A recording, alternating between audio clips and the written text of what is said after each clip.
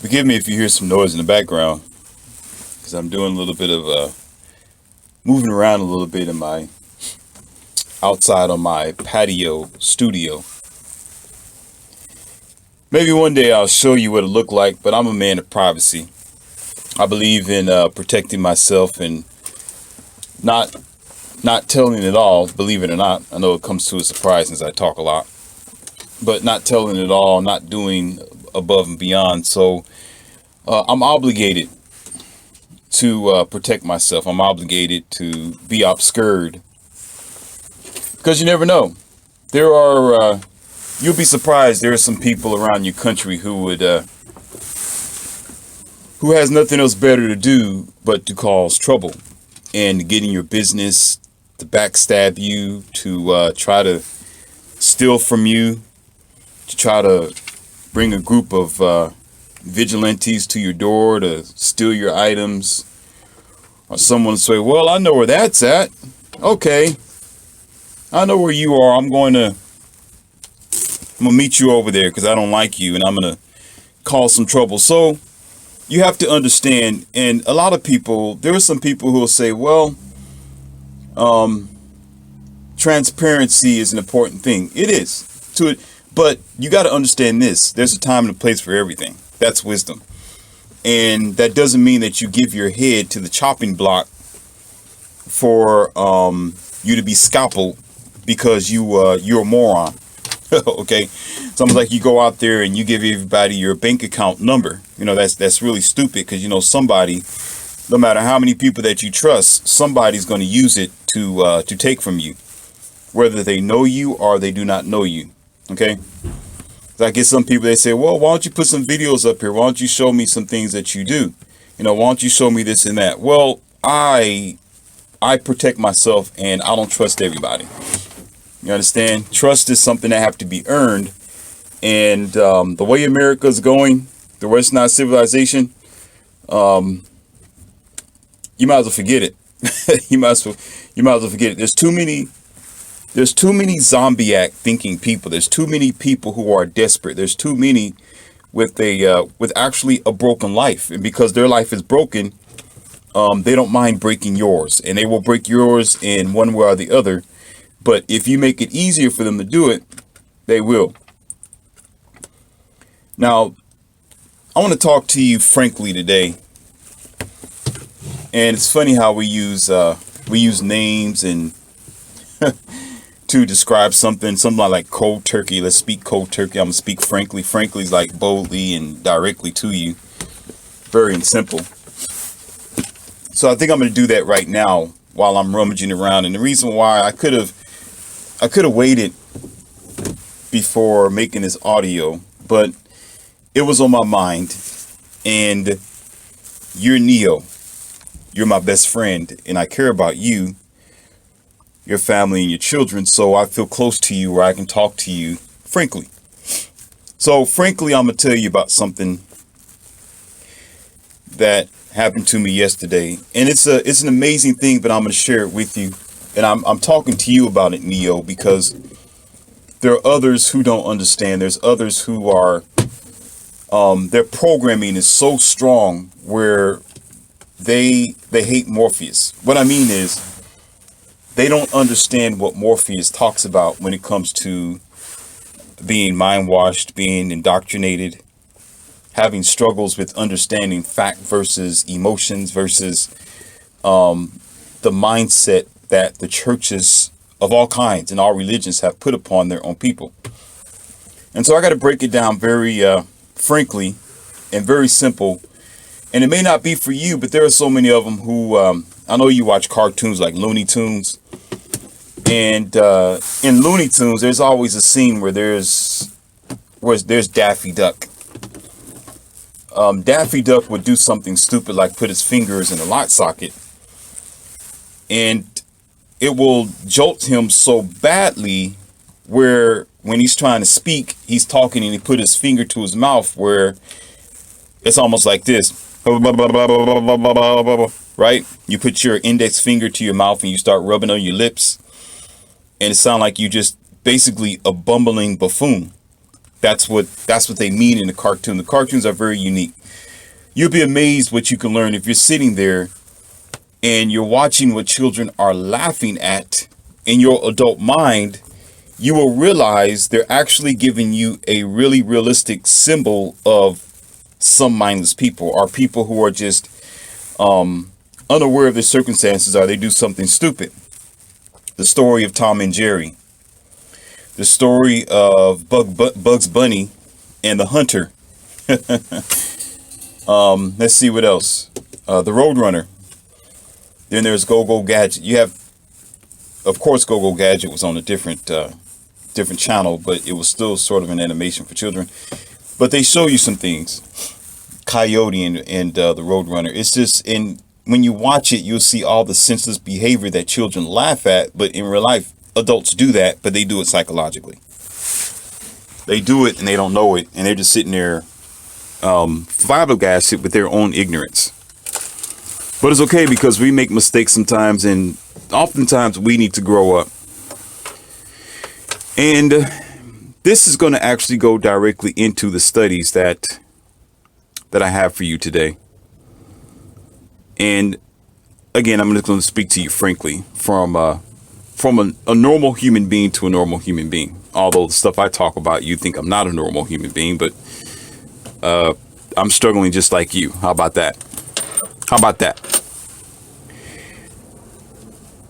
I left the gym yesterday, but before I left the gym, I stopped into the restroom to wash my hands and wash my face before I go home and really do the Shangri-La, of my body from top of my head to the bottom of my feet, the washing, shower, and all that kind of stuff. So I want to make sure that I wasn't going to walk outside sweating. The normal preparations, right? There's this guy that I always see that goes in there and he's always smiling. But he looks like he looks like a zombie. And the reason I say that is his eyes is, it's always bulged out. And he seemed like he has a wiring in back of him that just keeps him going.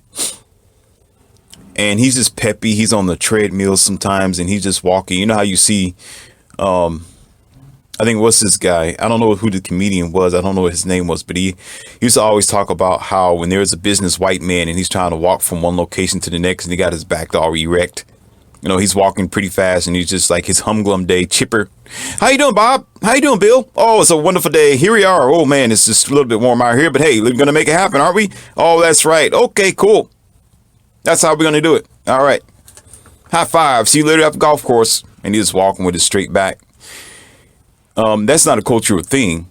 Black people do it too. And some Mexicans and so forth and so on. But it's a lot more funny when we talk about the white guy doing it, because you see it all the time. It's a funny thing. It's not pointing my finger. I'm just trying to draw a point of this guy. I'm trying to give you the best example possible of how chipper this guy is. And there's nothing wrong with that. I'm just saying it's just the way that he carries himself. Okay, Neil, you got it? And he's always like that all the time. It's like he doesn't shrug. He'll deal with anything. Whatever struggle that's there, he's there. Or he'll just trudge it. And he got that mentality on his face. And every time I see him, that's what's there. This big smile on his face, and he got these big bubble eyes like a zombie. And I'm always thinking to myself, what is this guy on? No, is he on some type of straight cut cocaine or something? I mean, what is he on? Whatever it is, it's working for him, and it's maintaining his posture. It's maintaining his expressions. And so I finally had the opportunity to speak to him in the locker room, to wash my hands. He goes in there and does his business, and he's like on the other end of the water faucet, washing his hand. I think the sink, as they call it.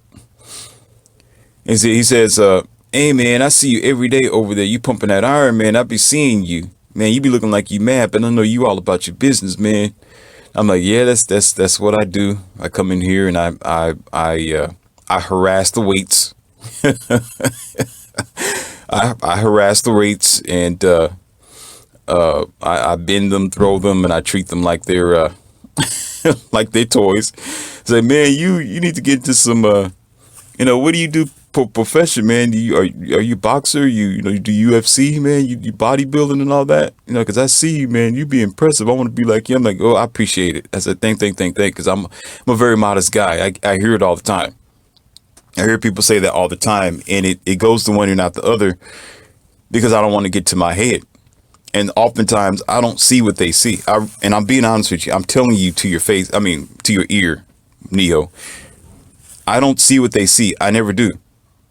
Every time when I go into the gym or I'm doing my martial arts, to me, I have improvements to go.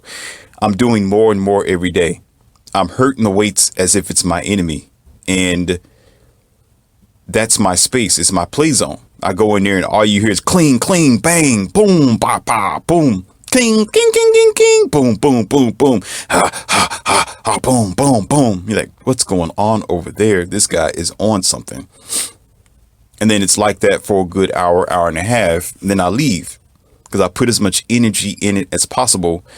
And I judge how much energy I have after. And I found out that I can go in there and do that for about an hour and a half nonstop. Heavy lifting, pulling, dumbbell, press, butterfly, squat, leg curl, arm curl, tricep, bicep. I can do that. And when I leave, I judge how much energy I have. You get that? So if I get tired, I'll know that I need to work harder. That's how I think. But if I'm done doing that and I still have a bit of energy, I can go home and get some work done, go into my office, tinker with the computer a little bit, make some more audios, go out here to the to my patio and speak to you. I'm like, okay, I'm good. That means I'm doing well. That means my body's getting used to it. And that means I am getting a lot more healthier. The body is used to me abusing it. Okay. So when he said that, I'm still sitting there like just shaking my head like, okay, thank you, but I don't see it.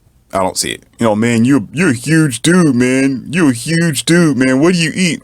And I'm sitting there like, I don't know what he's talking about, but thank you. But, well, I eat this and that, but I do whatever I can, brother. I do the best I can do. But that's not the point of this conversation. The point of the conversation is it was actually on him, not me. Because then he began to talk differently in a little bit. He said something like this. He said, well, yeah, man, I get my energy from other places too. Look like you got some motivation. I tell you what my motivation is. My motivation is Jesus. I don't judge him. I don't judge anybody. As surprising as you may think when I talk about religion, relationships, reality, machines, and if a person does that, I don't treat them differently than what I treat my friends or someone that I've known for a long time. You still get my respect. I can hang out with you. We can shoot pool. Okay, we can do practically anything, but it's just your preference of life. That's your detail. That's your business, whatever you decide to do. And so I'm being cordial with him. And he said, yeah, man, he's my light, man. He's the way. And, there's some people, they don't like that I'm like this. And they're always just, judging me. And they're just like, I'm a weird guy, man. But, if they don't like it, they don't like it, man. They need to talk to Jesus, man. They be talking about Jesus and, they got to deal with Jesus if they want to get to me. Man, Jesus is the way. And you don't be talking about Jesus, man, because I'm his son, man. I just get it going, man. That's my motivation. And every day, man, I'm doing all right. It's not about me. It's about him. Whatever he thinks, I'll just do it. And by that time, I turned off the faucet and the pieces start coming together. I said, oh, okay, here we are. Again, non-judging, not talking about what I tell you about. It's not about sitting here being transforming into Morpheus and put my glasses on and let me give you the red pill. But you got to remember, in this time, there is a red pill and a blue pill there. This is when you are Neo and you sit in front of the computer and someone talks to you through the computer. This is when you are in the Matrix and you're speaking to Morpheus and you don't know that you are. You don't recognize Morpheus, but I'm standing there. But I could offer you a way out of it. But I'm seeing something else differently here. So by that time, I'm chilling. I lean against the wall and say, okay, do tell. I shut my mouth and listen. I'm like, in my mind, I'm like, okay, yes, sir. Whatever you have to say, I'll listen. I'll respect you, whatever you choose, however you feel, whatever your relationship with your, with Jesus or God. Okay, have at it. Okay, who am I? Right? And so he continues on. He said, man, that's what we need nowadays, man. The country is just crumbling. We need some guidance, man. Jesus is the guidance, man. That's God right there, man. Give us our motivation so we can just move forward. And he stopped. He says, how about you? Oh, here we go. How about you? What do you think? What do you think? I told him, I said, yes, we do need some positive light. And yes, we do need to move forward to a brighter future where we can be motivated and support each other, and being positive is a very important thing. He's like, yeah, man. Yeah. But you know what, man, I've been through a lot of stuff, but I'm happy now and I'm all good. But sometimes I have hard times and I'm struggling a little bit, but you know what? I make it through. All I got to do is just, I carry my book. I walk around and I do my prayers, and I meditate like I should, and just maintain focus on Jesus, man. That's all I need to do. You understand what I'm saying to me? Yeah, I understand. Yes, I do. I understand. If that's your directives. Man, yeah, man, I'm a head on out of here, man. It's good talking to you. Look like you got a little spirit yourself, man. Look like you come in here. You are positive, even though I know that you be, you be throwing the weights around. But man, I know you got some good in you, man. I can sense it, man. I know you got to be a man of God. And now here I'm looking. Now my mouth is really shut. Now I'm thinking, this guy have no idea. He don't. Listen, I need y'all to understand what I'm saying here. Listen, this is the person who goes to church. This is a Bible. This is a person who's, maybe if you are you're a Bible scholar, you're a minister, you're a pastor, you're in the church, you've been there for like 15. This is the dude right here. This is the guy right here. Okay, check this out. This is the guy. And he says, man, you got a little light in you too, man. I know, man. You just so uplifted. You all healthy, you walking around, you got some good sense, and I feel comfortable when I'm talking to you, man. You feel like you're my brother, man. I'm like, yes, we are brothers, and we need to support each other regardless of our, and I'm saying this out loud, but you don't know what I mean, regardless of our differences. I'm like, yes, you're absolutely right. Like, yeah, man, let's keep it going, man. We got to keep our head up in these hard times. And there he goes walking off with a big, bright smile on his face that seems to always be planted there, and his eyes all beady.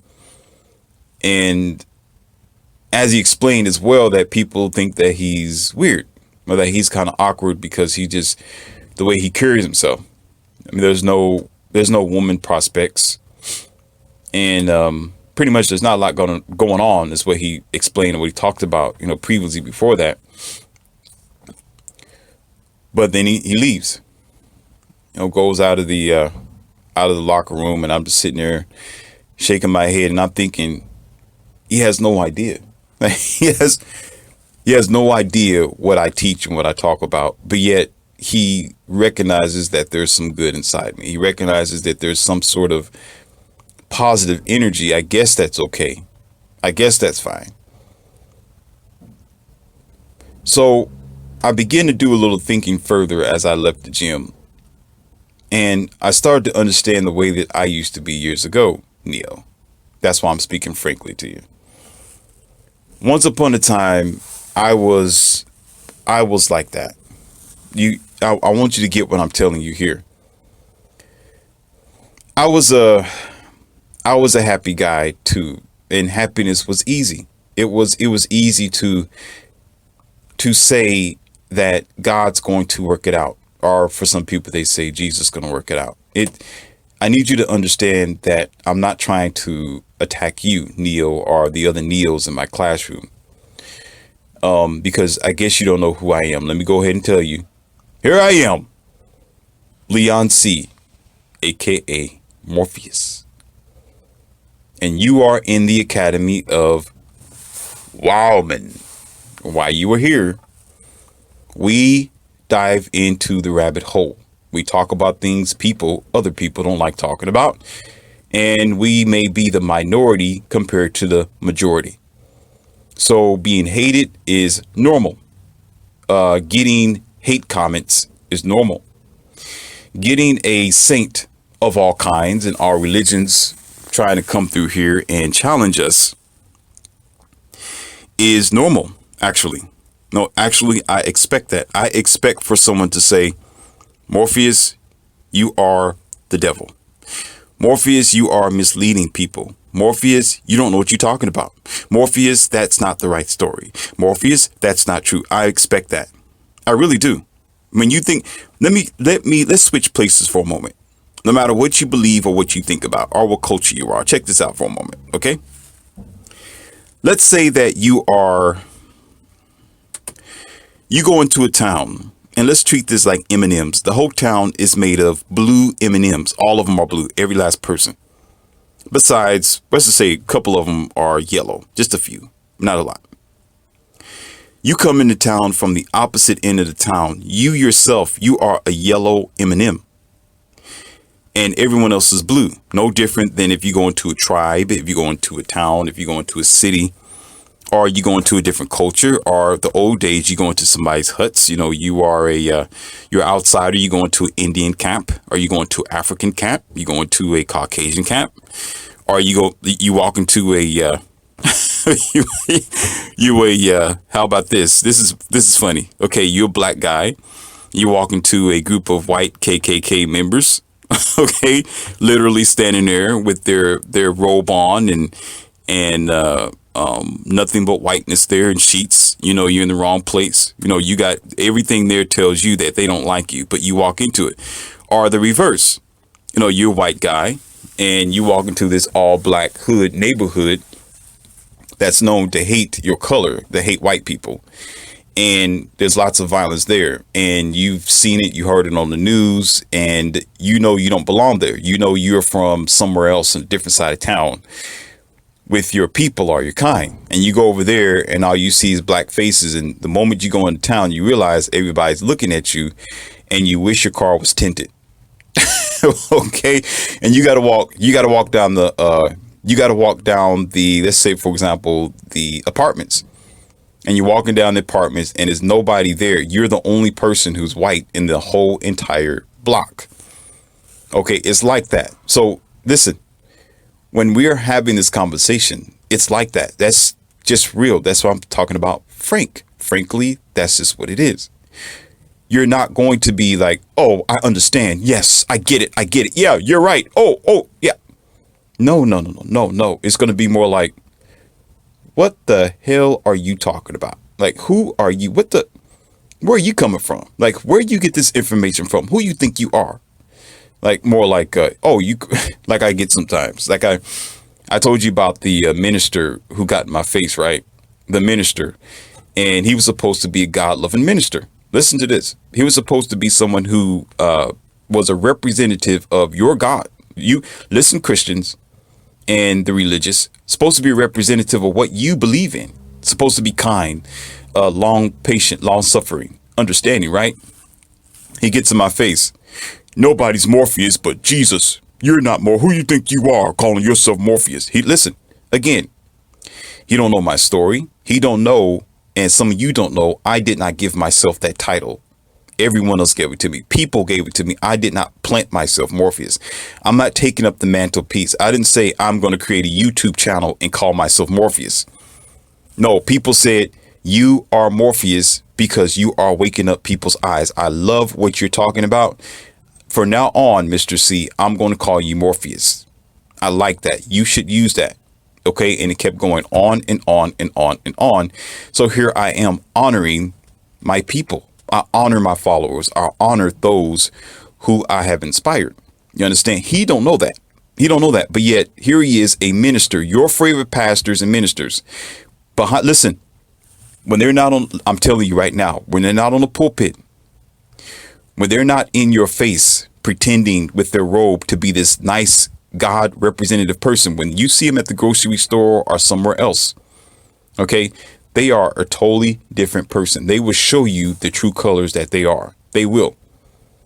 And here he is trying to confront me based on him defending his belief system, because that's what it is. I don't have a belief system. This is an academy of learning.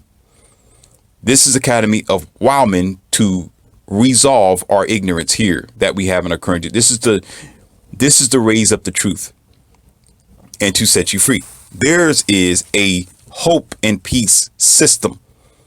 It's an indoctrinated program based on non-historical facts, but mythical, traditional religion passed down from generation to generation that cannot be valid, nor can it be, nor can you chase its validity. And even if you do, it's going to be scattered all over the planet. I can guarantee you that. And the facts are going to be smudged and obscured. It's not going to be like you can just go back there and say, well, I know where these beans came from, because you can go there to the soil and you can see this and It's not like that. Because if you dive into their idea, if you dive into the religions, what they have is a mixture of everybody else's religion inside one book.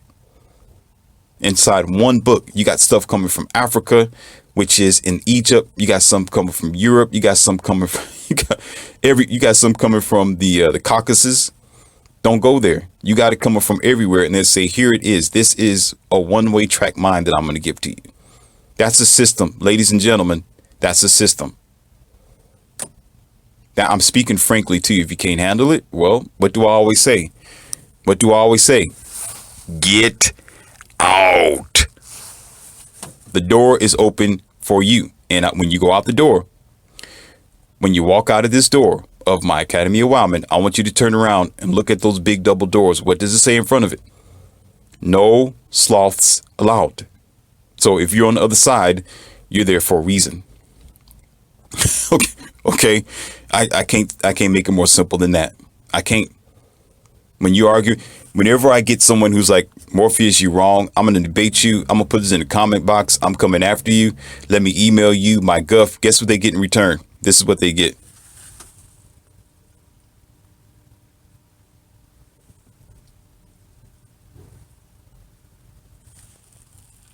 Because in that silence, I'm still speaking to the class. I'm speaking to people who's willing to learn. So he gets in my face. You're not Morpheus. Only Jesus is Morpheus, the minister, right? You're not Morpheus. I don't know who would call yourself Morpheus, but you ain't delivering people. Jesus Christ is the only way. Let's stop right there before I get back to the lesson. Stop right there for a moment. Ladies, gentlemen, let's stop right there for a moment. Please, please, please, I beg of you with all the power that I have, please put on your adult Pampers or boxers and listen to this. Why would anybody tell you that their religion is the only way? If a person tells you this is the only way that you can live, the only way you can live, listen, that's a system of control. There is no such thing as an only way. There's a song that they made. They said this song go like this. It says, God has a way that you can't go under. God has a way that you can't go over. God has a way that you can't go around. You must go in at the door. You got that? That's actually a song it's a gospel song that they sing. They also tell you that, again, God is the only way, the truth, and the light. Uh-oh, wait a minute. Slow down. Somebody already got this somewhere in the classroom. Listen, let me tell you, look, the way, slow down for a minute. The way, the truth, and the light. Look at those three words. The way, the truth, the light. What does light represent? Knowledge. Knowledge, right? Let's go back to the Adam and Eve story for dumbs. I always say dumb because, well, it's a dumb story. Adam, Eve dumb, dumb is in it, so it's a dumb story. Okay. What was the apple? Knowledge of what? You do your just diligence and you figure that out what the apple was. Why would you put that there? That will help a person to navigate through life and understand more about what they're doing. whether it is right or wrong. Why would you put that there to tease them? Here we go. The beginning of manipulation, the beginning of your programming. Let's talk about truth. Well, I want you to know that there are at least 12 or 13 other religions, and a lot of them aren't saying Jesus. And guess what? People are still living for years. As a matter of fact, Egypt was erected.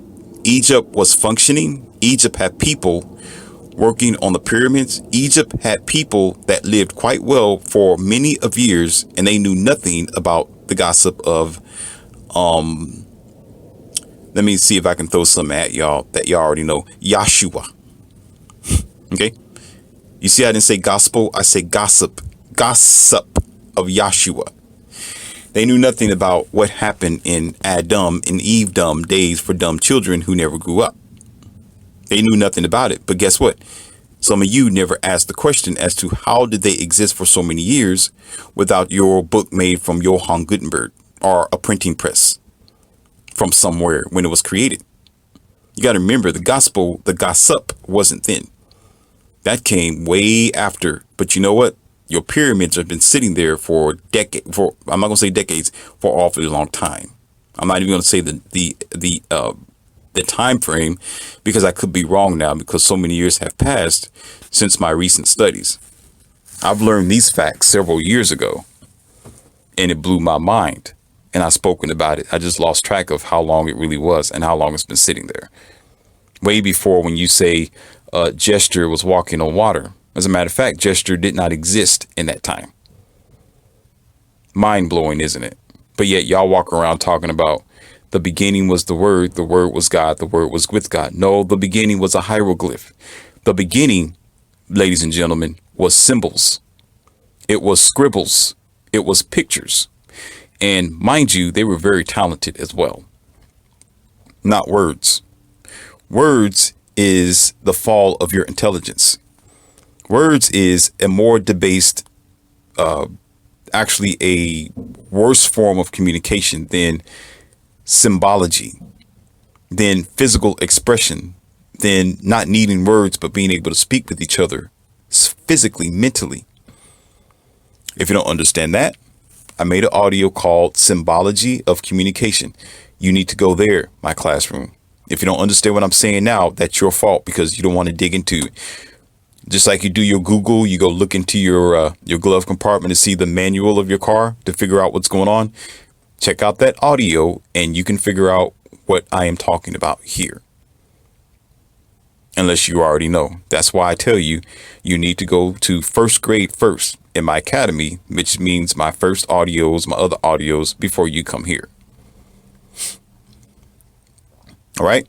So truth it's laughable towards the entire country, because there's plenty of people who've lived quite well without the indoctrinated truth. How can it be truth if it's indoctrinated? If it's truth, it stands for itself. Truth don't need you to defend it. You know how wonderful truth is. Truth is like a flame of fire. Everybody has it somewhere in their house. You got a gas stove, you have a match, you probably might have a lighter or something like that. You know, your cars sometimes have a little miniature combustion in the combustion engine that creates a certain amount of flames that are there. Sometimes you can see the afterburning or the after effects when it reaches the oxygen level when it comes through the exhaust pipe, depending on how your car is made. So it's practically everywhere, but everybody respects it as what? As fire. And they are able to use it however they need it. But guess what? It's truth. It doesn't need you as a pastor or a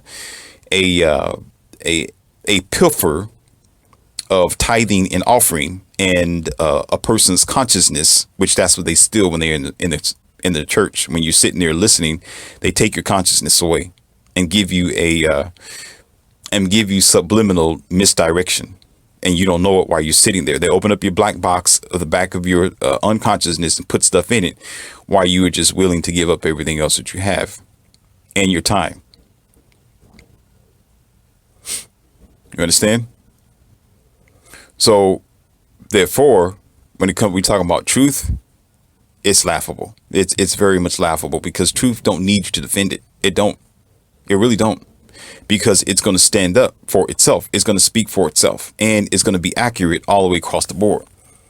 There are many cultures that, check this out, it's so deep that even every other culture on the face of the planet, they understand how fire burns and what to do with fire. Whatever that they use it on their stoves, the concrete stove that they may have to make bread or something like that, or to warm themselves up at night, like a universal thing. Same thing.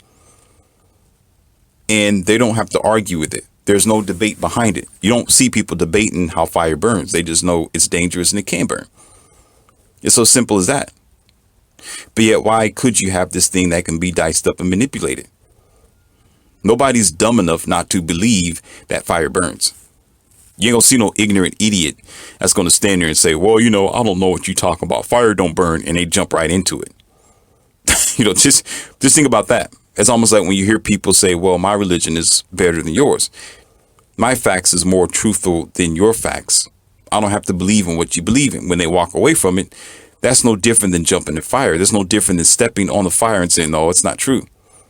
But you know what? It's happening and they're not burning. You get that? Are you understanding what I'm saying? They're not believing in the system, but yet they're still living a very fruitful life, as a matter of fact. And they're happier without your book and probably don't even know anything about it, especially the North Indians or the Aztec Indians. Some of the Indians never knew nothing about the Bible, about your religions, any of your religions, especially Christianity. You bring it to them. What is this? What are you talking about? What are you talking about? We've been here for thousands of years without your indoctrination, and they've been living quite well. So why don't you answer yourself that question? That should actually debunk your story right there. You should actually sit down and take a prayer yourself and figure that out. If you're saying this is the way, the truth, and the light, and they're still existing, how come they're still breathing? You know what your pastor would say? Oh, because God has long suffering and mercy on them. Oh, okay. Well, you let me know that after they outlive you to be 89 years old and you passed away at 60 with a Bible next to you. You let me know how that goes, because I see that every day. You let me know.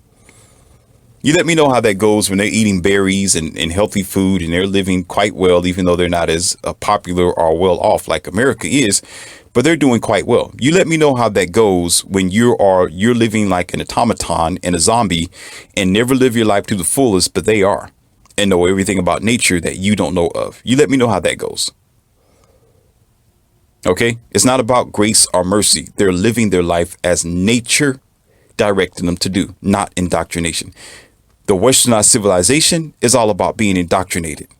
Some, not all, some other countries aren't about being indoctrinated. That's why their families are doing well. That's why some of them, they are together. That's why some of them, they don't deal with womenism. That's why some of them, they are doing quite well when they raise their kids. That's why some cultures, before they come here, they understand in man, woman, child, nothing less. You come here to the West, everything goes down the toilet immediately because you come into a system of robots who love to be indoctrinated and love to be told what to do. So you let me know how that's working out for you here in the current generation and get back at me. Okay. Now let's talk about the way, the only way. Now, I already pretty much destroyed that by talking about the truth. It's not the only way. Not when you have 12, 13 other different religions and cultures and ideas. Get out of here. Just listen. The hardest thing for a person to do is to take a program book and close it and walk away. That's the hardest thing. Because that program book has been with them since they was a child. You get what I'm saying? That's the hardest thing for them to do, because you did. Listen, let's go deep with this. Let's take one more step further into the rabbit hole. Let's be real. All right, Frank. The real big reason is if you spend 30 years in something that somebody told you about, you put your time in it. Your parents lived and died there. You been praying all that time. You've been sacrificing. You've been so-called fasting. It's actually going on a diet, ladies and gentlemen. I don't stand by fasting. It's called going on a diet. Fasting, I'm just going to say it because I'm a professor here in the academy. It's the dumbest thing I've ever heard of in my life. The dumbest thing. As a matter of fact, when I was 11 years old and I heard the pastor talking about we need to go on a fast this week. Okay, in my little childlike mind, I said, what the hell is that? Why don't you just say you're going on a diet? Y'all going to go on a diet so you can cleanse your body. And he wants you to believe that you're actually starving yourself in order to get God's attention, to cleanse your soul and your spirit. And he doesn't tell you anything about health. That is actually something that you should do even on your own for your mind, body, and spirit, to cleanse everything that you have in order to get yourself in order. It have nothing to do with your spirit. Your spirit's attached to your flesh. But then he will teach you, or she sometimes, or it, which is your Bible, will try to tell you, well, the body's of evil. The body's wicked. The fleshly body is something that's an abomination to God. It's full of sin and iniquity. Well, then why do you have it? Oh, no, here you go. Why are you here then? Why are you here, Pastor? Why are you here? Why are you in my face then? Why are you standing in my face with your body then if it was so evil? That means it's significant. I mean, are we that backwards, and is our intelligence that small? Because you need it. So it's not significant. It's not insignificant. It's sufficient and it's important to you. Your body is just as vital as your mind. Your mind is just as vital as your spirit. That teethers when I tell you often when they talk about, oh, bodily exercise profited little. Okay, go ahead and tell the doctors that. Go ahead and tell them that. They would love for you to just go ahead and just think like that for the rest of your life. They will get rich off of you. Come on to the hospital. Come on. Go on and just let yourself get 300 pounds full of diabetes. One of your eyes is twitching. You know, your varicose veins look like you got wires all wrapped up around you, right? You know, one side of your lobe, your breast is bigger than the other. Go ahead. And you limping down the hallway and you got to have surgery every year. Go ahead. You do that. You keep thinking that way while you're praying your health away. Keep doing it.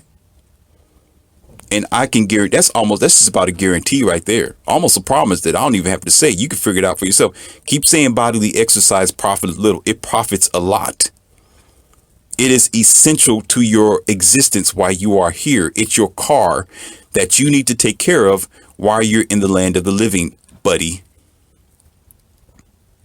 If you don't get that, have a seat in my corner over there with that chair that's tailored for you. Sit in it for a little while you're listening to me talk to the other classrooms. You stay over there because your ignorance is a disease and we don't want it.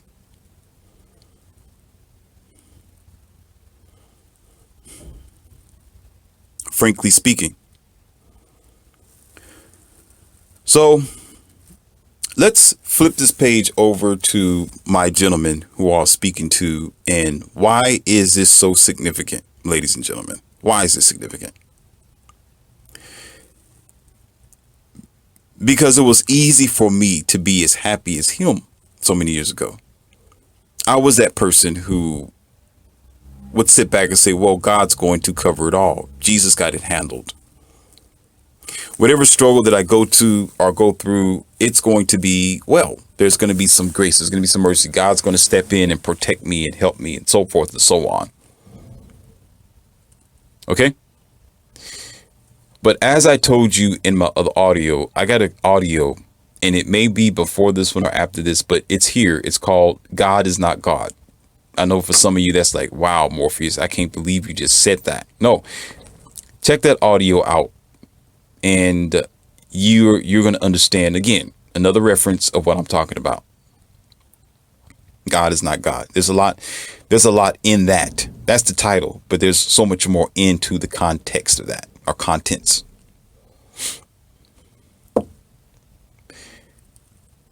And just basically saying, well, everything's going to be all right if I just believe. I don't have to deal with the outside world or nature. I don't have to deal with my own personal struggles that I need to be accountable for. But what woke me up, what really opened up my mind is when I started thinking for myself, things got bad. Things got out of control. Things wasn't so comfortable. The moment I stopped saying, well, Jesus, you take care of it. And I start saying, no, I am going to take care of it. Things got bad. Now, I know what you're thinking right now, and your ministers and pastors, they'll say, well, because you decided to take up the responsibility on your own, you didn't let God guide you in their mind. And you was probably rebellious, and you was probably disobedient, and you want to do it on your own. And the Bible tells you don't lean out on to your own understanding. Uh-oh, ladies and gentlemen, did you hear what I just said? Lean not onto your own understanding. So basically, I'm not allowed to understand anything and just let this invincible Casper the Ghost lead me around without thinking. Uh-oh. Here is your grid work and this is your blueprint to being a zombie right here. This is your blueprint, and I'm actually exposing it to you. You need to be taking down notes. So you mean to tell me that I'm just going to live this world, not quite living it, but let your gesture, let's switch the name up now. Now you see why I say gesture just guide me around without me really knowing the true facts of my environment, without me doing my research. So it's the moment I pick up a book that's outside of the indoctrination, I'm automatically wrong because I want to get an understanding, and I'm not supposed to lean on my understanding that I found out from facts, but I'm supposed to just sit here and believe in what you're telling me and not challenge it. Never question God, as they say. Never question God. Like, so I'm supposed to just let you guide me and say, we are all God's children. No, wait a minute. So basically, I'm useless to myself. No, think about it. No, basically, you are useless to yourself, because it's always going to be, this is the blueprint of when people say, well, the Bible said, Jester did say in chapter, well, the pastor did say, and they start quoting scriptures. This is how people start quoting scriptures. This is where it comes from. Listen, some of you don't even believe that. Some of you might be one of those ones doing that very same thing, and you don't even know this. Then you mad, oh, Morpheus, you're wrong. Morpheus, no, I got a mind of my own. Morpheus, you then why are you quoting scriptures? Well, no, slow down. Why are you quoting scriptures? Why don't you quote your own words? Why don't you write your own book? Why don't you, if you can't be there, if you wasn't there and you can't validate it, then why are you repeating it? It's called programming. And therefore, you're so used to sitting in the passenger seat. Mind you, are you understanding? Therefore, hey, it's an unconscious thing for you. It's easy for you to say, well, in chapter this, it said, it must be right.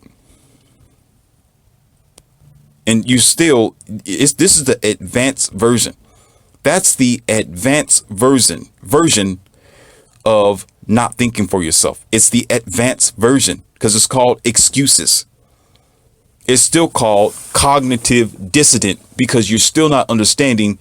You're not taking responsibility for your life. You're still waiting for gesture to come in front of you and bounce around like a clown that it is. And you will never know the difference between that versus nature and reality. You know this by your own practices. You know this when you start battling. What will happen is your instincts will battle with your intellect. Your intellect, depending on how you are indoctrinated, needs to be cleaned out and filtered because your intellect is actually modified and programmed by the information that's given to you and bombarded unto you from the environment, especially when you are a little child. So when you are a child, you are automatically going to be programmed and it's going to stick with you. And that motherboard grid work is difficult to delete. It's difficult to uninstall what you've been lied with for so long. It's difficult. So listen, I understand the 20 and 30 years that you spend and knowing that you've been lied to, knowing that it's been a story the whole time, knowing that you have to rewrite yourself all over again is a fear for so many people. It's almost like you're a child all over again. And the foundation underneath you is ripped away. You are bare naked. Now you got to go out there and pick up some wood and build your own house. After you realize the house that you was in wasn't a real house. It was a deception. It was a placebo. It was an erected balloon house that deflated around you. Once you did what, Neo? Once you started thinking for yourself. Once you start thinking for yourself, you will find it out for yourself. Actually, as a matter of fact, that air house will start losing air. You will start hearing the air hissing somewhere. It will start because you are facing reality. You are facing your own challenges. You are going out there reading books. You're getting better. You're studying. You're going across country. You are realizing, wait a minute, over in China, people do this. I thought it was like this. America told me this. Russia does this. Wait a minute. I thought I never been to Egypt. Let me go to Egypt. You go to Egypt. Come over here. Like, oh, wow. Oh. You say, wait a minute. The world is bigger than what they told me. The world is bigger than what they told me. Somebody lied to me. The media was putting a black cloak over my mind. The teachers, the pastors was putting a dark cloak over my mind, and they didn't want me to think outside of their box that they put me in. Oh my God. Now you'll be saying, oh my God. Then again, here's your house will be going. Then eventually, the more you learn, the more you see, the more you know history, the more you stop picking up books from somebody else and pick up your own book. The more you start making your own car. Morpheus. The more you start making your own business. The more you start creating your own bank. The more you start creating your own resources. The more you start becoming your CEO and the boss, and you're in the lead, and instead of turning on the dumb TV, watching other people become famous and popular, you become famous and popular. Instead of giving other superstars and basketball, football players all the praise and glory, now other people are giving you the praise and glory. That little balloon, it disappears. It's gone. Because now you are the leader now. Now you are the one to create the house around you. Then you begin to realize, wait a minute, the whole time I was programmed and I had a wire in the back of my head. But when you do find that out 20, 30 years later, that your grandma was in it, your ancestors, your great-great-grandma, your dad, your mom, even some of your kids might still be in it while you are disconnected from the matrix, you will understand how deep, how hideous, how appalling this indoctrination is. You'll start realizing it. And when you do that, you're not going to be walking around like that guy I was talking about, like practically a bumbling buffoon with big eyes and a program plastered smile on his face. I knew it looked fake. It's fake. It's not real. It's pushed there because he wants to believe in what he believes in. He wants to continuously convince himself that his indoctrination is the right way. But that's his only happiness. That's his only drive, as he just explained to me. Not him doing for himself. And here's your Shangri-La here. You will say, Morpheus, how are you sitting here judging this man like that? How? Well, you got to know, I got to beat around the bush because this guy wouldn't know who he is. But I'll tell you this. Outside, not just the gym, I've seen his life. I've seen where he go. He don't drive. No, he don't drive. There's no car that he takes to get up there. You'll say, how can he afford a gym membership if that's just what he do. Maybe he had a bad past. Maybe he was drinking and they took away his license, whatever it is. But he's happy during his downtime. Or he's content with this situation. Got to hitch a ride every now and then. Nobody's there with him. No chill, just nothing. But what he's doing is that's his only light out of the tunnel. And it actually explains as well. When I tell you it's about hope and peace, on his face is hope and it's peace. What does hope and peace give you? It gives you happiness or a bit of joy because you don't have to do it yourself. There's no greater feeling to sit back and you're sitting on a chair and somebody else is making a house for you. All you got to do is watch them erect the wood and the roof is being put on, the frame. You know, you got Barth Electric out there Now they're gonna get popular. You got people out there working on your electricity, putting the house together, and all you're doing is sitting there. And every time you try to go to the house, they'll sit there. No, I got it, sir. I got it. No, that's okay. Yeah, this over here. Look, you see this gorge down here. I was going to go ahead and put this pipe down here to relieve the cement. It's going to be like a little indention, but that's going to work out well because we're going to erect this plaster wall over here. We're going to put the frame down here on this side and twist it because it looked like it's kind of off, but it's going to come out balanced. I'm going to show you what the paper, and then walk you over there where the paperwork is to show you what it actually looked like. And you did nothing. They did that. They did that.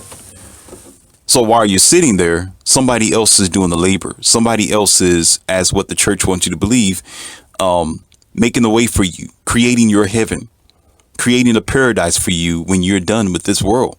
Somebody else is doing the ground. Somebody else is telling you what life is. Somebody else is protecting you from hurt, harm, danger, and bad foods. And please, God, I hope I don't get the cocoa, right?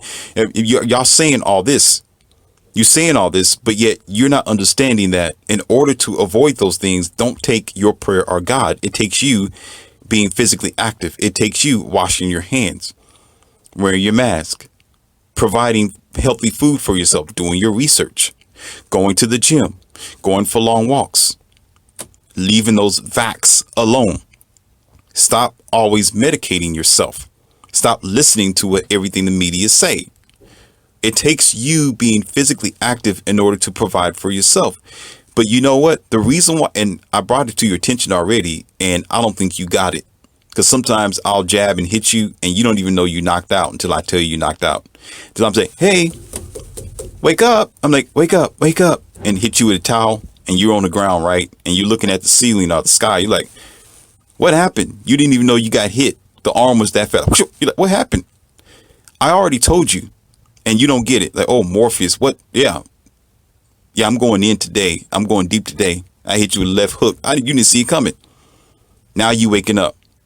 I told you, there are people who do not believe, nor do they trust, nor have they ever heard about you and your crucifix or Catholic or your idea of God, heaven, hell, or the devil. And they live to be 80, 90, some of them even 110 years old or 101. Right? And then you have this person who's been Bible thumping their whole life. They're no longer here with us, and they passed away at the age of 60 or 62, 65, some of them 67. You'll say, why is this? Because the whole time, here we go. Now you're going to wake up. Well, you already awoke now. Now you see where the hook, where I punched you at, where you got knocked out at.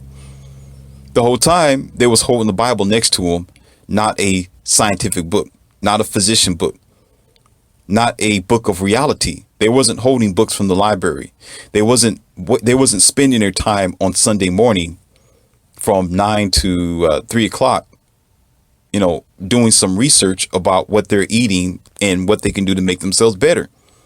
They're too busy praying for it. They say, God, please make sure that I don't get sick. Make sure that I don't get hit by a car, or make sure that my children are going to be okay.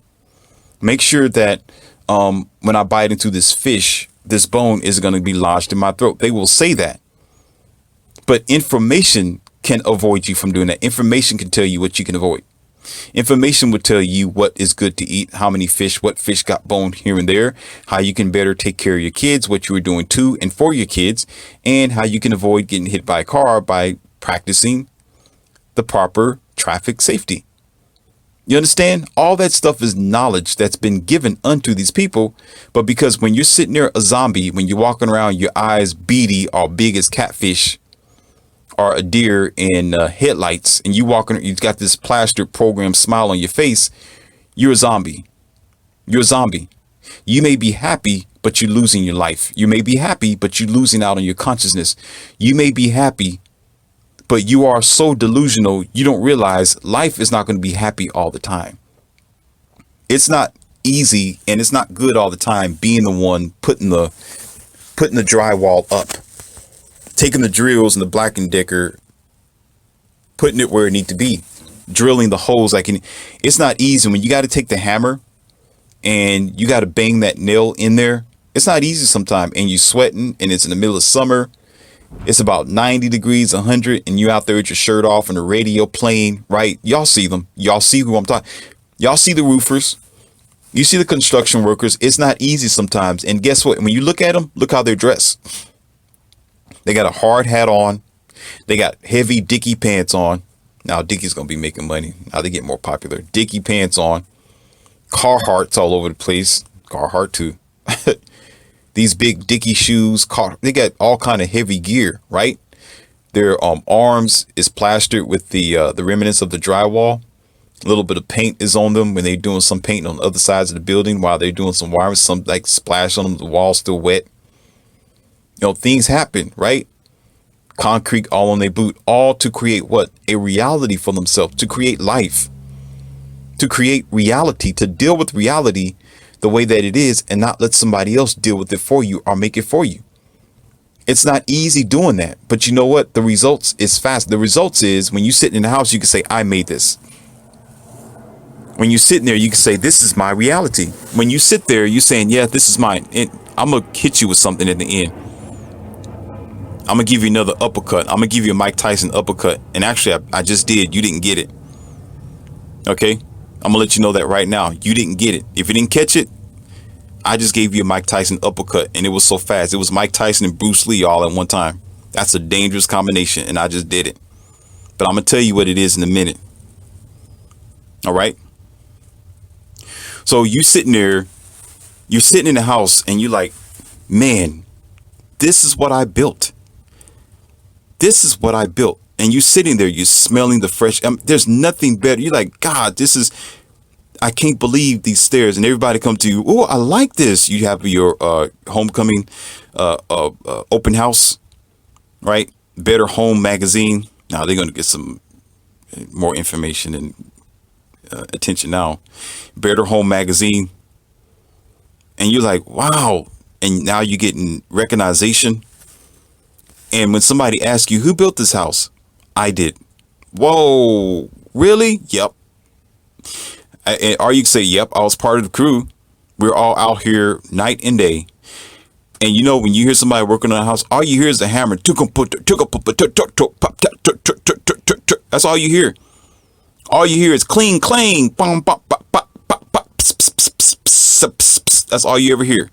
That's all you ever hear for about 2 years or 3 years. Then when it's all done, this little bitty house that you saw that you was doing on your own, you used your own mind, you used your own energy, right? Guess what? It's done. You would think as big as the acre might be or the land that you put your house on. And once you start with a piece of wood, they start taking the bulldozer and flatten out the land and make the foundation first. You'll be thinking to yourself, oh, this is going to take a long blink time. It's going to be a long time. And then you see the wood on the outside erected for the frame, or you say the bone of the house. And you say, oh, this is going to take a while. And you go there every month or something like that. Once every 2 months. Like, it's been raining outside. Uh-oh. It's been raining. A little bit of snow. Sometimes the wind is blowing too hard. They can't work out there. So it's sitting there. And you're like, dang, I need to get this project done. I need to get this project done. But every weekend you get at it. You're going for it. Boom, boom, boom, boom. This equates to one of our great heroes, Joe Roland. And I told you this before when one of his impressive interviews, he talked about how when you have a goal to reach, you need to hammer it, hammer it, hammer it every moment of your day. Every time you get a chance to, every 5 minutes you get at it. You focus on your task. You don't let anything get in your way. You do it like life will be done for if you don't finish it. You will do it like you are on a time frame that if you don't finish it in this time frame, you're finished. You're done. You buried yourself.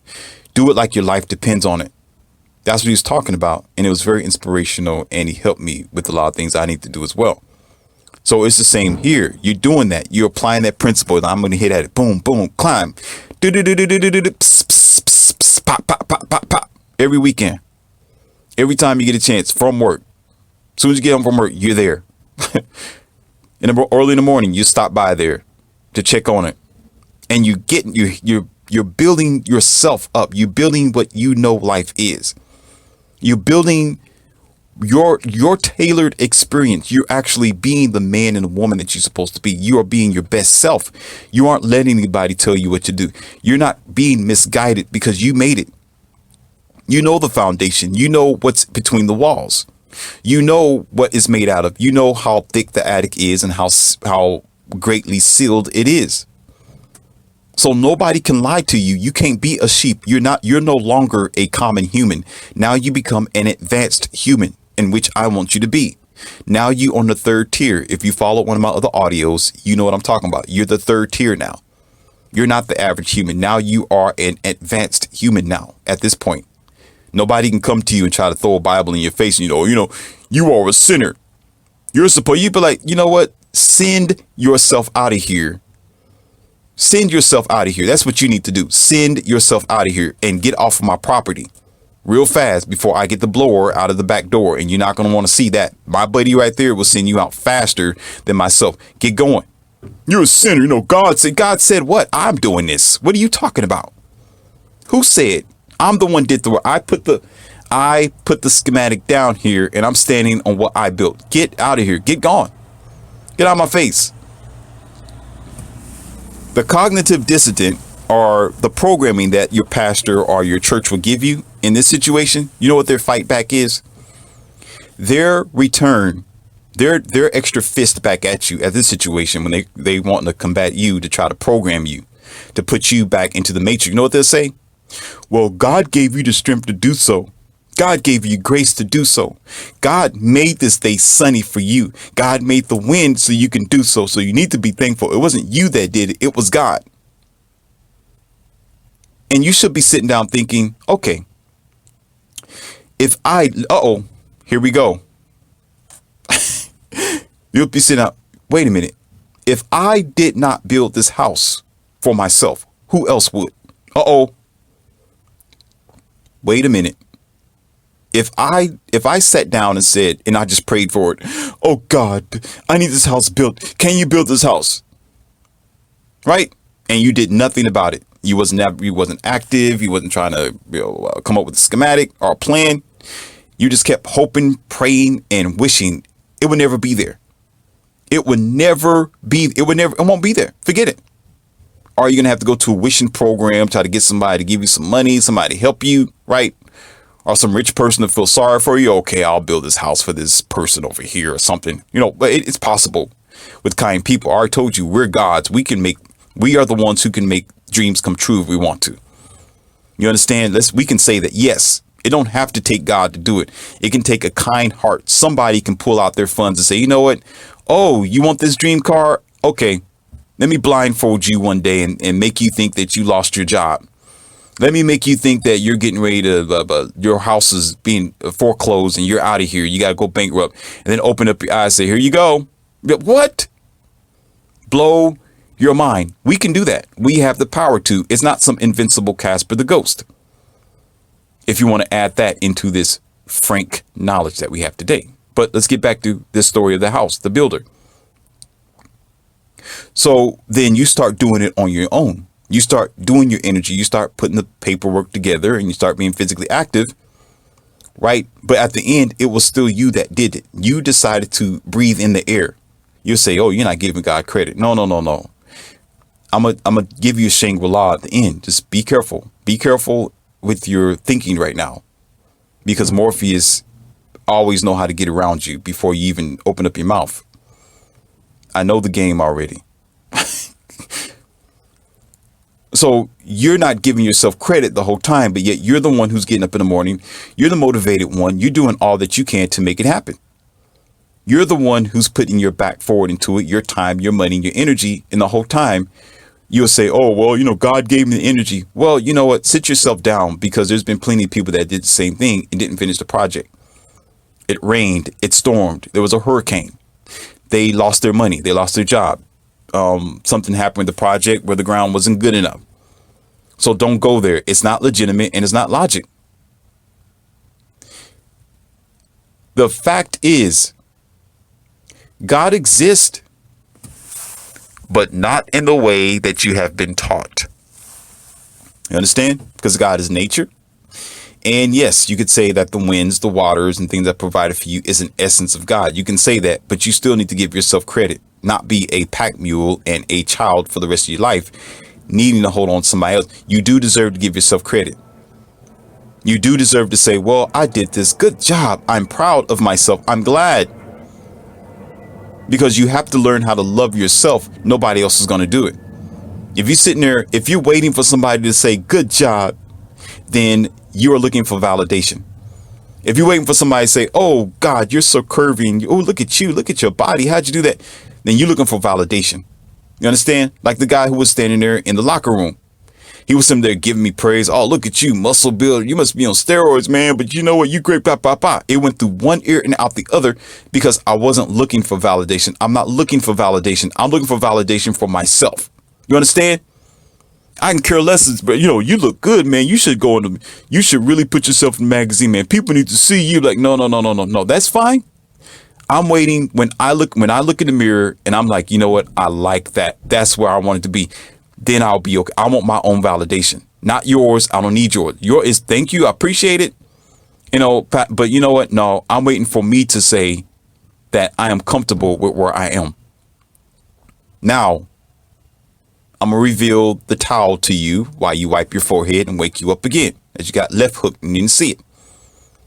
Take what I just said to the very fact of you thinking God is judging you, or this sky daddy who's telling you that you are a sinner based on human anthropomorphic perceptions that they are programming your mind to be in all religions.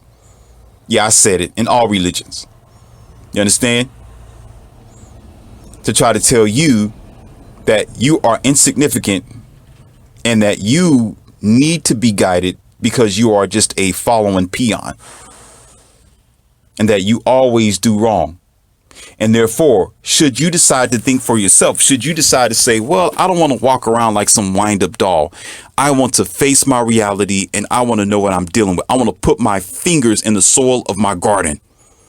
I don't need nobody out there sitting there planting the ground and in the grass and the flowers and tulips and stuff like that out there in my rose garden. No. And say, oh, that's beautiful. And they did it. You'd be like, yeah, that's nice. And some of you, y'all get used to that. I know how lazy we are in the westernized civilization. Sure, I want a gardener to come by and do it because I don't have time for it. I don't even have time for myself. And y'all get happy that way. That's why you 300 something pounds and you full of diabetes. You got diabetic problems from your eyeballs because of it. But when you go out there and you put your fingers in the soil, you get a green thumb. You understand? You got a green thumb. And you sit back and you see your flowers out there all wrapped around your house or out there in your garden. But wow, this is mine. I did this. Now, here is the revealing of your left hook. I'm willing to tell you now because I can. Okay. So in the face of judgment, in the face of you thinking that this sky daddy, or I'm scared to talk about gesture and God, I'm afraid that God's going to strike me down. Guess what the question is going to be? I told you this before, and it's in your face. It's not something, I'm not speaking for God. I'm not. I'm telling you exactly what nature tells us every day. What it is normally, I'm speaking frankly to you. If you notice my tone, I'm speaking frank. I don't even know the guy, but I'm speaking about him. Okay, speaking frankly. Okay, listen. If the time ever came where you are just like, oh, you did wrong, or you are a sinner, or why are you living your life like that, or why do you think the way you think? Why are you so independent? Why are you so strong? Why blah blah blah blah blah blah? Why do you don't? You can actually say in their face, because I chose to. Because this is my house. This is my garden. This is my car. I made it. So I know exactly what it's like. So you get to a debate with somebody who's trying to tell you what they think a thing is, or emotionally a program from their past indoctrinated pimps. Okay? They're coming from a plane that they created, that the ministers and indoctrinators have created that reality for them. But the people that are coming to you, they didn't create that reality. They didn't create that religion. They didn't create the book. They didn't write the Bible. They didn't write the Quran. They did not write the Tipitapa. They didn't write the Catholic faith book. They didn't write the Songs of Solomon. They didn't write the song book. They did not write it. Someone else did. So they're trying to debate you based on a house, a car, and a garden they didn't create. They're trying to debate you about your life, and you was there. You built your life. They didn't build their own house. You know what they did their whole time? They waited for somebody else to make it for them. Someone else tailored the house for them. You understand that? They go to the house. Oh, I like it. Oh, it have light socket over here. The light is up there. I like the stairs over here. Okay, I'll buy it. They wasn't there when it was built. But you know what? They'll accept it because they like the way that it's already built. Same as a car. You didn't go to the manufacturer. You're not sitting down in the schematic table. You're not saying, I want the chair to look like this. No. The USB cord should be this way. No, the transmission. No, adjusted. No, I want this much horses in it. I need it to work like this for me. I want my trunk to be. No, you wasn't there. I was there. I gave him Yeah, you may have put requests in. You may have suggested some things. You may have sent some letters and some notes up there, but it's not tailored to everybody. And sometimes it can't. That's too expensive. But generally, you wasn't there. But yet, guess what? When it comes off of the manufacturer machine lot and the dealership, which is going to take money from you eventually anyway with their junk they sell you. Couldn't give it to me. I'll sit that stuff somewhere and it'll rot on my farmland. It'd be one of those trucks that'll sit out there and you'll see the rot on it. Bare bones. What's wrong, Morpheus? That was it was a brand new piece of plastic junk. I don't want your computer trash. It'll sit out there and rot to death as far as I'm concerned. Okay. But yet, guess what happened? We'll go ahead and buy it, but you didn't make it. And then you're proud of this car. Oh, it's wonderful. Yeah, but you didn't make it. I love this box of macaroni and cheese. Yeah, you didn't make it. A factory did somewhere. They made it for you, but yet you eating it. But yet those same people, listen, what I'm talking about is a makeshift life. People who don't tailor themselves. They will come to you and challenge you and say, you are wrong. You are wrong for thinking outside the box. You are wrong for thinking for yourself. Your life isn't going to always be happy, and it wasn't always happy getting where you are. It's not a fun time always going out there doing your garden. It's not fun trying to cover up your food, your vegetables, and put plastic out there and try to make sure that nature don't take it away. It's not fun sitting down at a table trying to figure out how to engineer an engine, how to engineer a transmission or this car. It may be fun after you see the project when it's done, but while you're doing it, there's a lot of thinking, there's a lot of cigarettes, there's a lot of coffee, and probably a lot of pills that you're going to have to pop in order to succeed to see it through. There's a lot of time that's invested in it. It's not easy sitting out there with your crew, with your Dickies on and your Carhartt out there putting the house together. But you know what? You put it together. It's your soul. It's your life. It's your idea and it's your function. Nobody on the face of this God-given planet have any audacity. The hell they come from to get in your face and tell you what life is about. They better go sit their little narrow, frail, pimple butt down somewhere else or in this chair in the academy in the corner. Tell them go sit down in the corner somewhere and shut up. Do you understand? But you know what they'll do? They'll put the book right in your face and tell you, oh, I don't want to be with you because you don't believe in my religion. I'm scared to be with you because I don't know if you love God. Or some women say, I want a man who's a God-fearing man. But wait a minute. Wait. You want a God-fearing man. What do you mean when you say that a God-fearing man? Okay, men, let me go ahead and break that down for you. All right. And I can imagine some women saying, oh, that's not true. No, you're wrong. What I mean, no, I'm not talking to you. I'm talking to men. I'm talking to men. If I wanted to create this to be for you, this discussion right here for you, I would have said for women. I'm saying for men. Suck it up. When she says, I want a God-fearing man, she wants a man who's programmed by the indoctrination and a man who don't have a chest.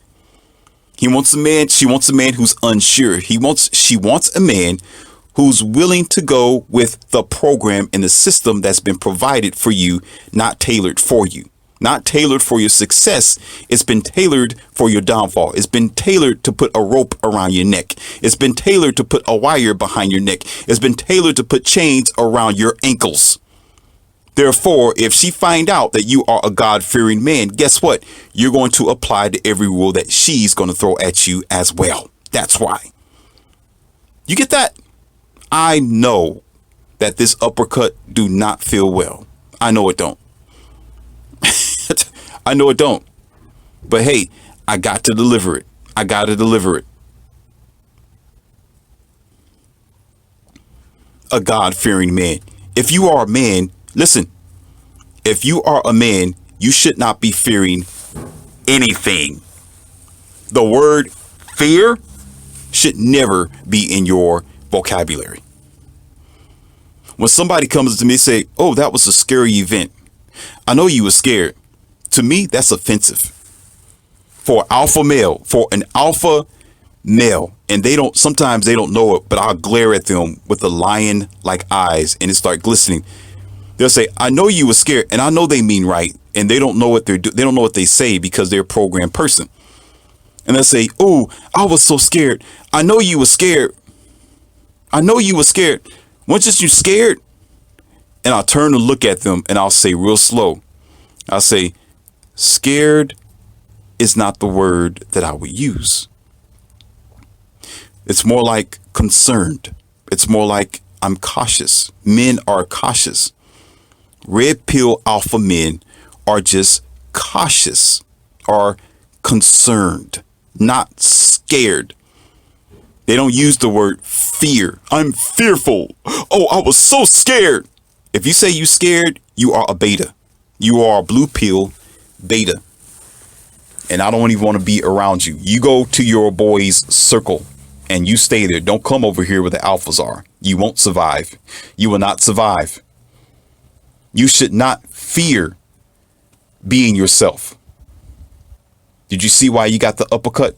You should not fear to be yourself. You should not have fear for any God, devil, species, or Casper the Ghost, because when they come to you, try to judge you based on your life and your decision, you can say, well, I was being me. If you don't like the fact that I'm being me, too bad.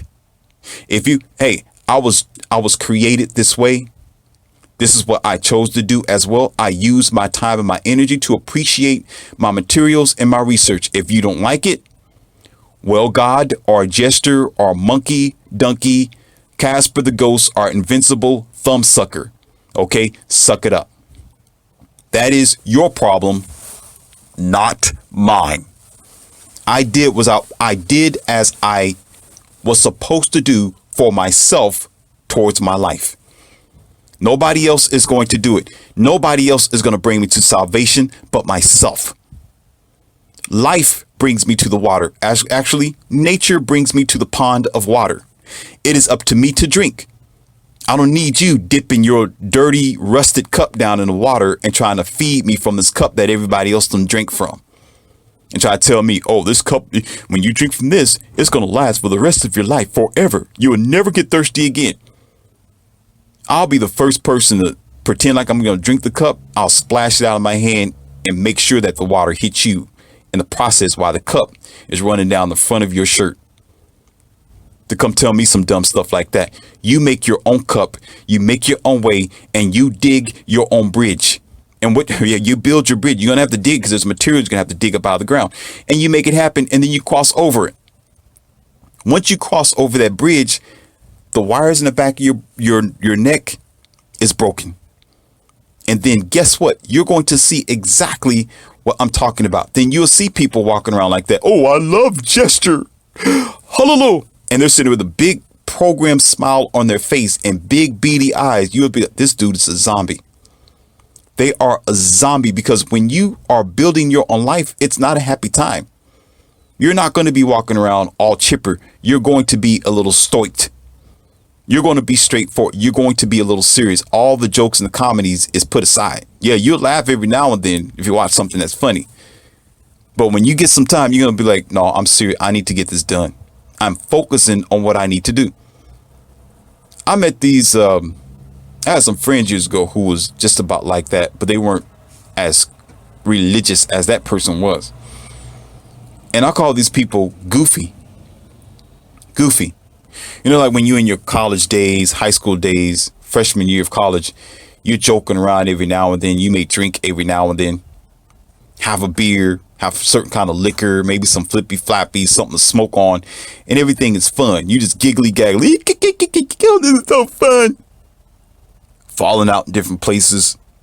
And you got some people coming to you, man, I was plucked up this weekend, man. I got myself plucked up. And I'm thinking, how was that fun? Why are you sitting here praising the fact that you got yourself out of control this weekend? Man, I just want to tell somebody, man, I had a good time. I got myself blanked up. And you're goofy. You are a goofy moron for practically a long time. And what happens is there are some adults who grow out of it. That separates, again, the boys from the men. They grow up. They start thinking seriously. They say, nah, man, I'm done with that. I'm about to do something else. That's not funny, man. No, I'm not going to sit up here and waste my time doing this, because I could be doing something else. I could be doing something concerning my life, building my future, and planning to provide a means for myself. I don't have time to be standing around being goofy because of you. And then there's some people who are goofy for the rest of their life. You know how they know that? They're still doing it.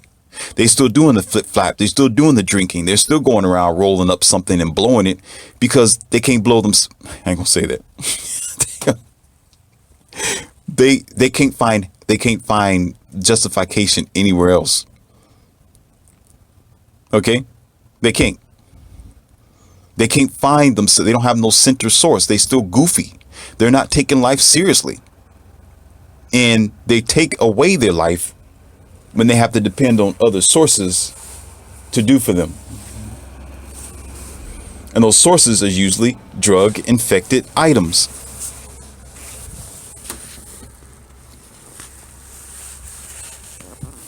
So therefore, that should actually debunk and destroy most of the people sitting here. Well, you know, it's a good thing that he's walking around happy, he's being positive and chipper. No, he's on a space bubble. It's almost like you're ignorant to reality. Ignorant to reality. It's easy to sit back and not do anything for yourself when everybody else is doing it. But when you got to do for yourself, it's not easy. It's a struggle that you really don't want, but you have to do it. So me being able to sit there and look at this gentleman was really an eye-opening situation. And I'm glad I met him and spoke with him to have the opportunity to see that.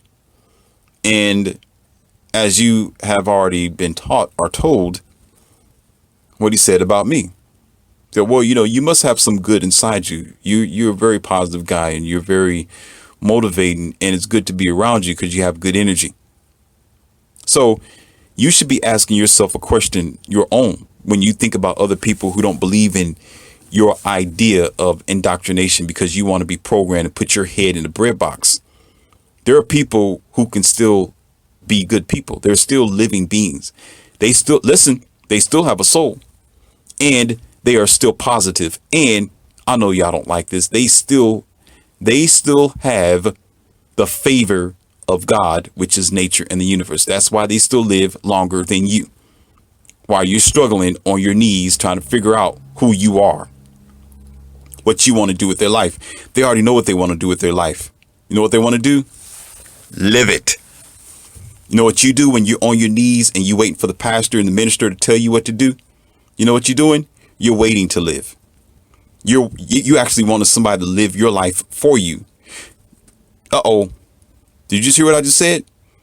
You're wanting somebody to live your life for you, not you live your own life. That's what you do when you're waiting for somebody to tell you what to do, how to talk to God, how you're supposed to be married, how you're supposed to pray, what God said in this day, in this passage, that. You know, the minister said this.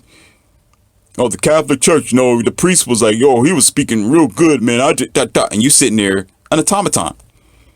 Because you standing there, somebody else is telling you what it's all about. While you doing that, I'll be living my life knowing I'm the leader of myself. I'll be doing what I can for myself while you standing there a sheep. There was there was a picture, and I'm going to get off of this. And it's funny how sometimes they depict reality in front of you. I told you symbology is the best. Symbology is the best. And they had a pamphlet that they passed out in their Christian church. And it was also on a fan. And I want y'all to really dig this. And I'm going to get off this audio. And I have more for you. And I'm going to speak on other subjects. Of course, it's just not religion, as you may be thinking. If y'all been following me for this time and you've been understanding, check out all of my audios. And I talk about practically everything. I'm just good at what I do. Check this out. And the picture was a dude that looked like a shepherd, but they try to say this dude was Jesus. And there was a whole lot of sheep around him. And they will tell you often that God's the shepherd and we are the sheep.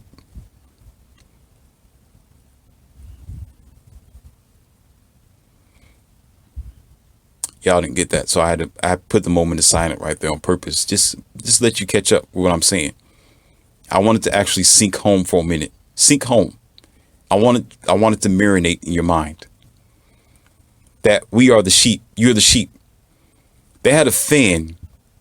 When it gets hot in the churches, they give you this fan. On the fan, you got Gesture, who's supposed to be the shepherd, and you're supposed to be identified as the sheep. That's what you are today. They were telling you in your face exactly what they think about you, exactly what the whole organization was about, exactly what the indoctrinations are about. You are a sheep. He's supposed to be the only thing to guide you around. How can you be satisfied with this idea or this expression, this actual communication given to you symbolically, and call yourself a grown adult? Yeah, I'm gonna throw that at you. I'm gonna pick it up off the ground and I'm gonna throw it at you. That's right. How could you do it? How could you say, oh, I'm an individual. I'm smart. I'm graduated with this MD. I'm a DR. I've been doing this for like 62 years. I've been a minister and I don't care who you are. Listen, my Academy of Wildmen don't care about your emotions. Save that for a different channel that's soft. We're not soft over here. We're not soft over here. Save that for them. You cannot call yourself the conductor, the pilot, or the driver of your own life if you are happy being a sheep. You know what happened to sheep? They don't guide themselves. What is valuable to the sheep? What's valuable on the sheep? I think some sheep become what? Lamb chop. What was that? There's another name for it. I have it on my tongue, but I'm not going to even try to mess with it. It's so easy to grab. I just can't get it. Some of y'all know already. And your hair. Your hair. What is your hair? What should your hair signify? Practically your spirit strength. Practically your knowledge. Practically everything that you are as a superior human are being able to be an advanced superior human. That's what it is. When they are able to program your mind, they're able to take you for what you are. They're able to use you. They're able to manipulate your direction and give you what they want you to have. And most times, whatever that they give you, they're going to benefit from what they give you. They'll get it back one way or the other while you are being programmed in this sanction after sanction. So you think, oh, this is a community. I love going to this church because my parents are there too. My grandparents are there and my kids go there. So I'm going to go to the church anyway. Now, I don't listen to what the pastors say, but I'm going to go there for a community. That's what y'all think. Okay. Well, I'm sorry. I'm going to step on your toes for a minute because I got very big size, 14 feet. And sometimes they can get in the way when we are dancing. And I'm a very, very good dancer. Okay. Why don't you do that at home?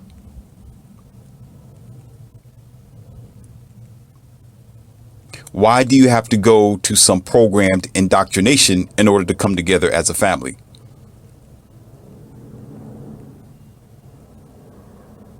Oh, we can't have church service at my house. Well, who said?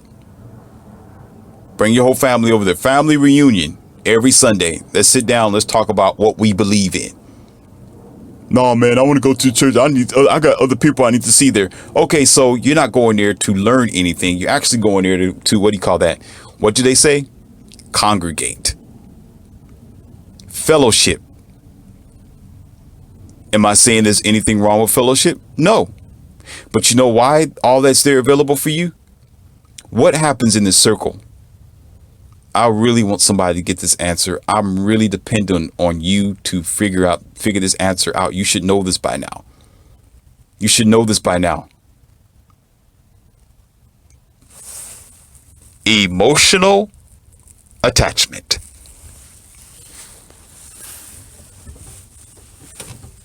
That's right.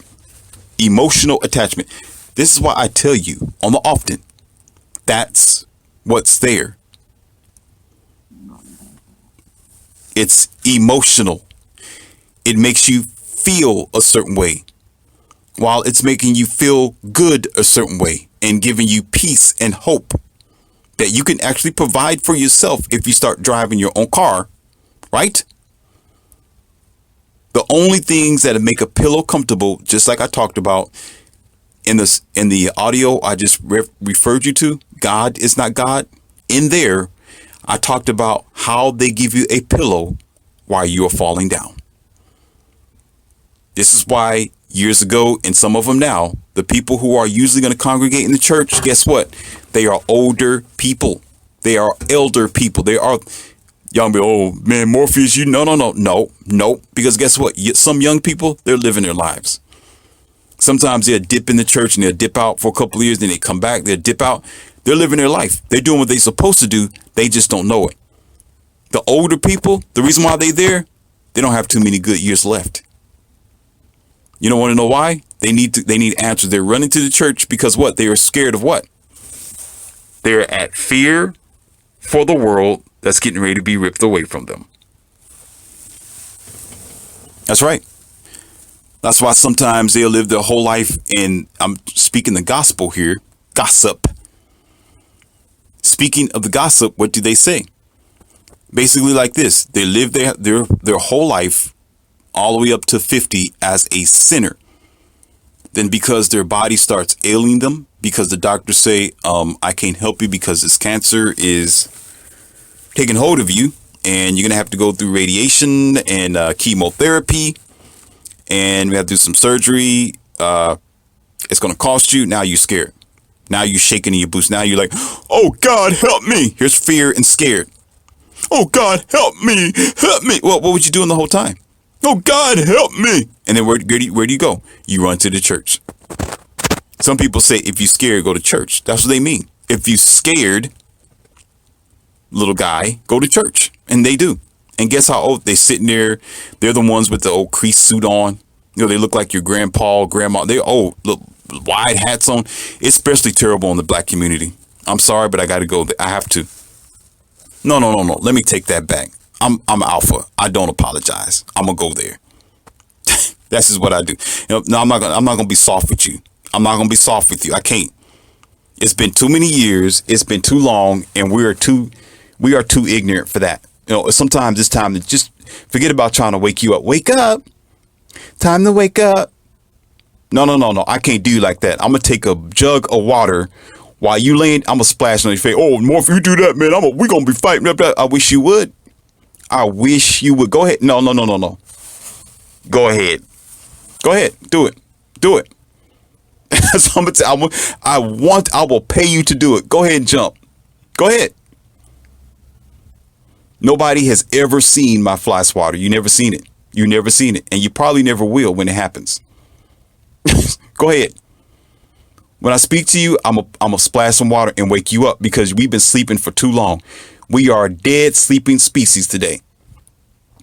Especially in the black community. She'll wear the biggest hat underneath the biggest wig and spray on the most stinkiest viral perfume possible while she's sitting there in the front of the church, front and center.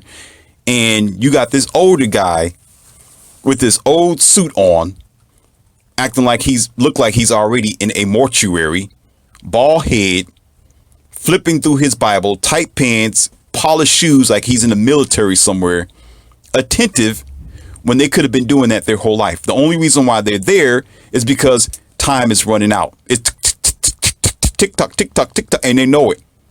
So they're looking for answers because what? Their whole life, the whole life, they never found answers in themselves. So now all of a sudden they're scared, so they run into the church at the last minute. So you will see a congregation, 20 to 30% will be young people. All the rest of it, they're already in the morgue. Yeah, I said it. They're already there. They're already there. And the pastor's job is to make sure that their time as it is dwindling away is comfortable. How about that? How about that? How about that? When their whole time, they should have been gardening their house. They should have been building their house. They should not even be there. As a matter of fact, they should be like, okay, I'm ready to go because, hey, I lived my life. I did everything that I could to cross my T's and dot my I's. I'm not scared. I'm living my life. As a matter of fact, they still shouldn't be sitting there. They should be out there playing golf somewhere. Take that old wig off, wash off that stinky perfume. Okay, put on something else like soap and water. Put that silly looking hat off. Look like you put fruits, vegetables, and your whole kitchen dinette set on that thing. Look like a little frisbee. Sometimes I want to grab that hat and just throw it across the church. I know that thing will fly too. I know it'll fly right through the window. Brother C, how could you do that? Easy. Just grabbed it and did it. Fruits and vegetables flying off and her wig, right? But what did she do her whole life? What was she doing the whole time? Playing around. Being goofy. You know my dodo bird in my academy? She was like him. Do, do, do, do, do, do, do, do, do, do. Now all of a sudden, when reality come hitting them in the face, all of a sudden when the doctors say, things aren't looking good for you. All of a sudden when their joints are all rickety, all of a sudden when their goofiness start getting serious, they start getting bumps in certain places. Oh my God, I need help.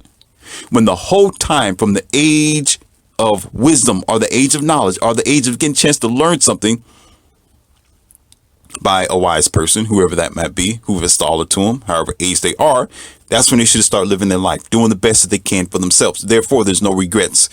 No regrets. If they're sitting there, that's all they got is regret. And they're looking for God all of a sudden to take the reins. To all of a sudden come down and save them from the remaining years that they got left over when they should have been using all their faculties and energy living their life.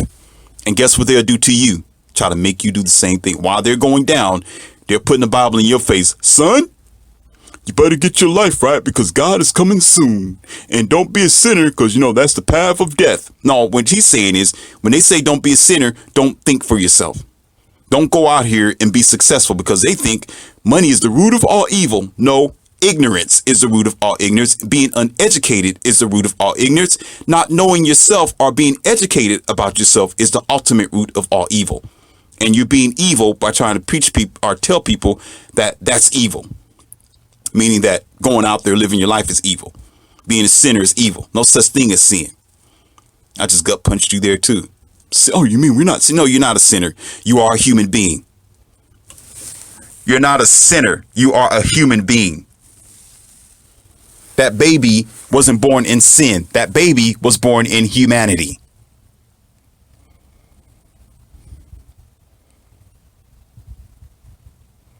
If they were born in sin, that means the people that raised the baby, they're the devils.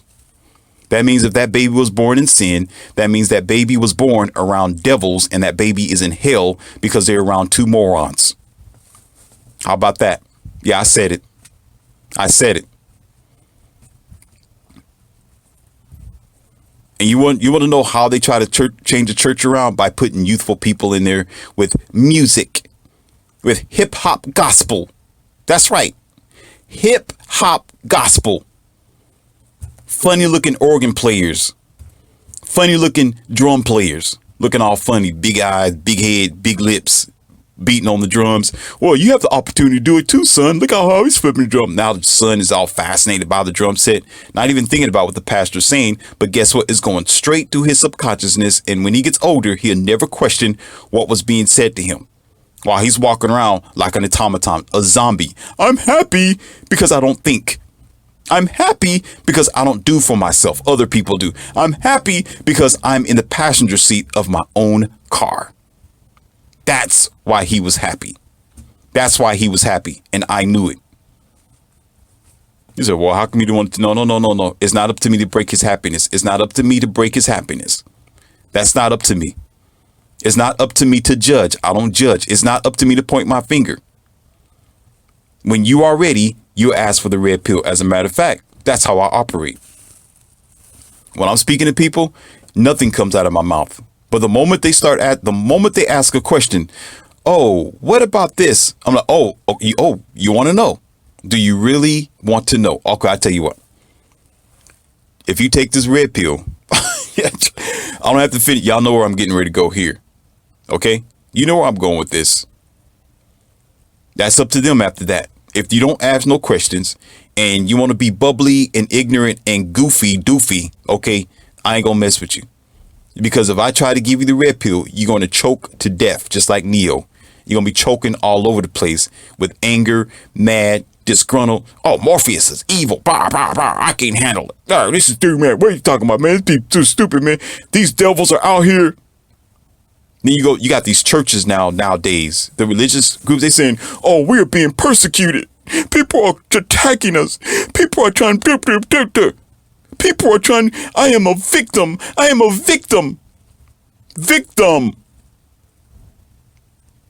I'm a victim for Christ. I'm a victim for what I believe. I'm a victim. Although I'm sitting back thinking, why don't they understand or think about why? The question, you know what? And I think this might help y'all. And I'm going to close this audio. I want y'all to really think about this as well. Think about that for a moment. The question will be, why? That's the one big question. Why? And you know what the pastor will say? This is why I get on them all the time. This is why I got zero tolerance and why I talk the way I do. Because their programming is so secure and solid. It's not even funny how they'll be touching you with a funny rubber glove and you will never know it. And the glove is to get into your subconsciousness and turn off your thinking. Turn off your light bulb and you sitting there. You know how somebody, when they're brain dead and they're standing there after your brain is turned off and saliva start rolling down their mouth is open and their eyes is rolled behind their head and they're just sitting there. Oh, that's what happened to you while you're sitting there being emotionalized. They'll say this: we are being persecuted for the name of our belief. That could be for our Buddhists, for our Christ, for whoever. It could be in any of them. Be persecuted for here in America. Be persecuted for the name of Jesus Christ. That's the debunking there in their idea. That's their only defense. That's their only expression as to why. That's their only thing they're gonna say. Because of we're being persecuted because of what I believe. We're being persecuted. Well, Jesus was persecuted, so I knew I was going to be persecuted too. So everybody else who comes into your world and try to tell you, wake up, wake up, wake up. You're saying, oh, he's persecuting me. I said, dude, wake up. That's what I'm saying to you. Wake up. Oh, he's trying to persecute me. He's hating what I believe in. Listen, buddy, I don't believe in what you believe in. I'm trying to wake you the hell up. Have nothing to do with me. Why is it I'm persecuting you? Are you a child? Or are you scared to think? Oh, let me think about that for a minute. He's persecuting me. That's the only reason why I didn't want to know why. All the while, that should be an opportunity to say, wait a minute, let me look at this. Let me reevaluate what I think I know. You know why we don't want to do that? Because too many years are put into your belief system. And what happened is once you realize you've been lied to, it's almost like you're gone. It's almost like somebody pulled a rug from underneath you. You'll fall straight to the ground because you wasn't listen. Because the whole time You wasn't standing on yourself. You wasn't standing on your life. You wasn't standing on your own precepts and concepts. You were standing on someone else. You were standing on someone else's vision of life, not your own. So when it comes time to pull tags, when it comes time for life to give you the bill, when it comes time for the real God, which is nature, to come and call you in, to call its tags, say, wait a minute, you owe me now, here's the bill. When it comes time for you to pay up, guess what? It's going to easily take everything from you because you don't own it. The indoctrination does. And you're done for. But when nature comes, when the true nature, when true God comes, when life come at you and you own it, you built it, it's your idea, it's your foundation, you know it because you've been all about it. Guess what? Can't take nothing from you. And definitely cannot take your soul because you're going to own it.